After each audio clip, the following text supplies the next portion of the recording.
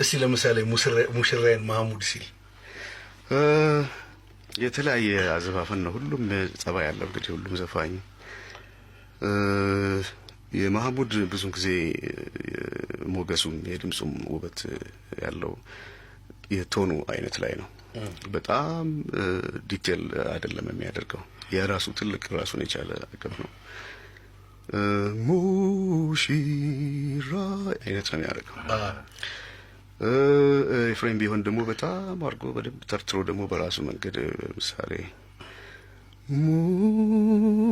ሙሽራ እንዳርጎ አረጋኝ አትሰውዬ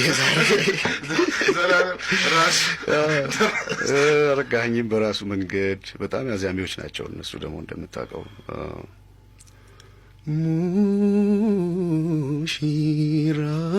ሙሽራዬ እንደዚህ ነገር ረጋኝ ነው ሁሉም በየራሱ ጸጋዬ ማለት ነው።